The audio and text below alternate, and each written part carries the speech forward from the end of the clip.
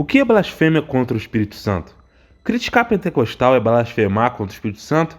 Negar a divindade de Jesus na época de incrédulo impede alguém de ser um cristão? Hoje a gente vai falar sobre isso. O que é a blasfêmia contra o Espírito Santo, para você entender e acabar com essa dúvida para sempre. Antes de falar desse tema muito importante da teologia, eu quero te pedir, se inscreve no canal. Se você não fez isso, você já está em maldição hereditária, entendeu? Automaticamente. Então se inscreve no canal para você sair da maldição, entendeu? Dá um like aí pra gente poder ser visto pelas pessoas e isso incentiva a gente continuar colocando o vídeo aqui para vocês. Então não se esquece de fazer isso, é muito importante. Espero aí, tá? Resumidamente, significa falar contra o Espírito Santo. Esse é o sentido literal de blasfemar. É o que aconteceu. Os fariseus atribuíram a Beelzebu os exorcismos e milagres de Cristo. Poderíamos resumir dessa forma apenas dizendo que muitos dos pais da igreja seguiram essa leitura literal. Mas não acredito que seja suficiente para que todas as perguntas em torno dessa questão sejam respondidas. Por exemplo, quando o nome de blasfêmia contra o Espírito Santo é trocado por pecado contra o Espírito Santo, é uma armadilha interpretativa, pois com isso se pode visar outros pecados, como a própria obstinação. O modo como Cristo nomeia como blasfêmia é muito mais específico e deve ser respeitado.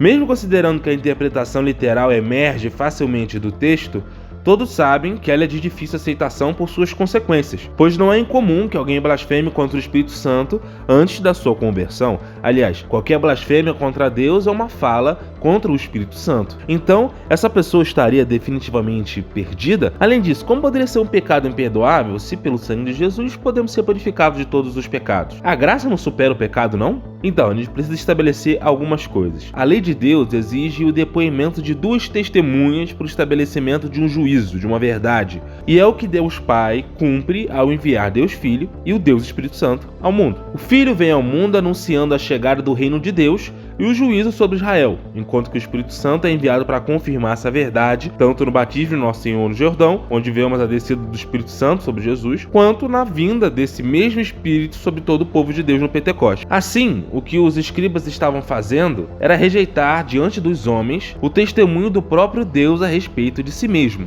e atribuir essa revelação a Satanás. Essa era a blasfêmia contra o Espírito, a consciente rejeição a Jesus Cristo como o verdadeiro Israel e Messias de Deus. A consciente rejeição daquele que veio ao mundo para saquear a casa de Satanás e tomar de volta aqueles que estavam debaixo do seu domínio. Assim, por essas e outras razões, vejo no texto a antítese hiperbólica semítica em jogo. Tudo contra o Filho do Homem será perdoado. É óbvio que nem tudo será perdoável. Nada contra o Espírito Santo será perdoado. Por aí vai, né? O texto não diz que a blasfêmia contra o Filho do Homem será perdoável, mas que será perdoada. Dá o perdão por garantido, agravando a hipérbole. Ou seja, aquilo que é imperdoável sendo perdoado. Esse jogo de palavras que os judeus faziam bastante em seus escritos. A gente vê no Antigo Testamento e em outras obras que não estão necessariamente na Bíblia. Com isso, eu sei o que dizer, né? Numa situação em que o dogma trinitário era ainda desconhecido dos ouvintes e via-se apenas Jesus de Nazaré, o Filho do Homem,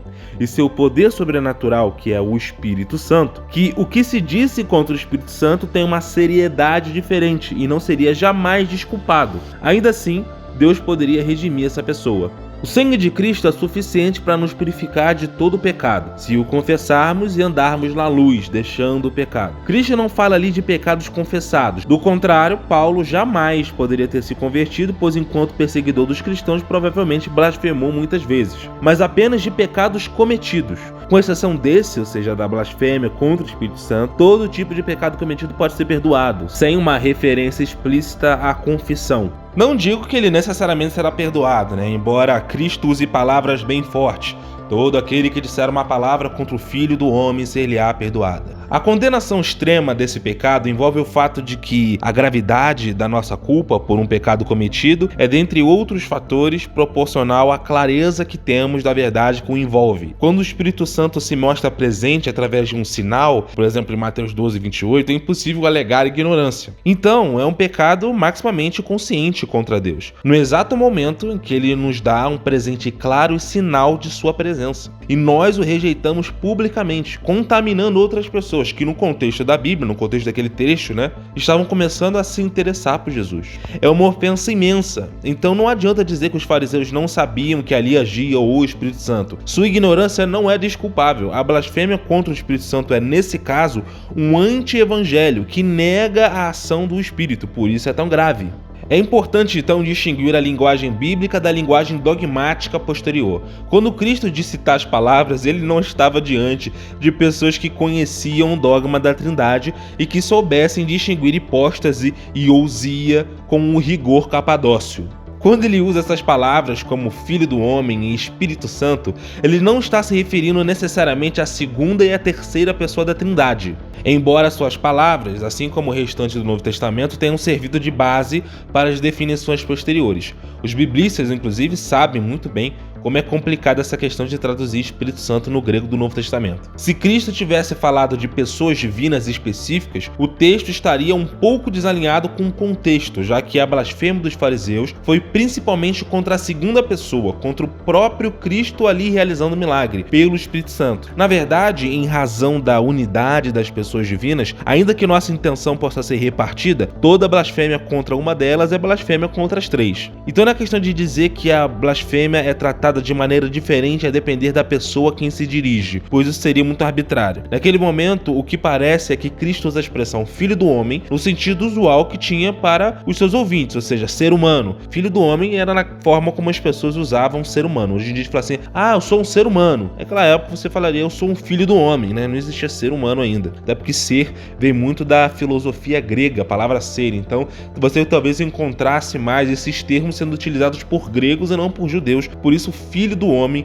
trazendo aquela ideia de genealogia, que é uma coisa muito importante para os judeus, fosse uma palavra, um termo muito mais comum para se referir à humanidade, à essência do que é ser humano. Ou seja, voltando ao que eu falei, naquele momento então, o que parece é que Cristo está pegando ali a expressão Filho do Homem, no sentido comum que tinha, que significava ser humano, como eu falei, e Espírito Santo também no sentido usual, ou seja, a presença do poder divino, sem deixar específico as hipóstases, ou seja, as pessoas da Trindade de fato. Então ele dizia algo como se fosse assim, quem blasfema contra mim, enquanto homem, sem saber quem eu sou, pode até ser desculpável, mas quem testemunhou meu poder e mesmo assim se endureceu, esse é indesculpável. Isso faria com que a blasfêmia do Espírito Santo, ao menos, da forma como ocorreu com os fariseus, não pudesse ocorrer hoje de forma tão específica. A não sei, por exemplo, você vê um milagre acontecendo e você nega aquele milagre muito específico, entendeu? Mas mesmo assim teria suas complicações, então vamos dizer que basicamente a blasfêmia contra o Espírito Santo, da forma como os fariseus fizeram, não é possível hoje mais. Existiriam outras blasfêmias contra o poder do Espírito Santo, contra a autoridade do que o Espírito Santo fez, mas isso não especificamente. Então, para resumir, para encerrar nosso vídeo, você tem que entender que blasfêmia contra o Espírito Santo, portanto, não possui qualquer relação com a rejeição de alguns dons específicos concedidos à igreja, mas é sobre a rejeição do testemunho do Espírito quanto ao maior dom que Deus concedeu ao mundo, que é o seu próprio Filho. Ou seja, criticar ou não acreditar em dons espirituais, línguas estranhas ou qualquer coisa não é blasfêmia contra o Espírito Santo, tá? Isso tem que estar bastante claro. Muitas pessoas fazem essa acusação, muitas pessoas que são carismáticas acusam pessoas que não são carismáticas numa tremenda falta de caridade e entendimento com a opinião da pessoa, dizendo que ela comete um pecado imperdoável, um pecado que não pode ser perdoado porque ela simplesmente não acredita que a pessoa fala em línguas. Então não vamos acusar as pessoas de um pecado tão terrível assim. Esse vídeo você tem que comentar, pelo amor de Deus. O vídeo terminou, mas a sua obrigação, seu dever moral de comentar esse vídeo não terminou. Então, por favor, comenta esse vídeo. Fala a sua opinião, fala o que você acha, entendeu? Bota lá muito bom, pelo menos. Escreve alguma coisa, beleza? É isso aí, pessoal. Agradeço muito a presença de vocês e até a próxima. Valeu! Então deixa o menino rodar.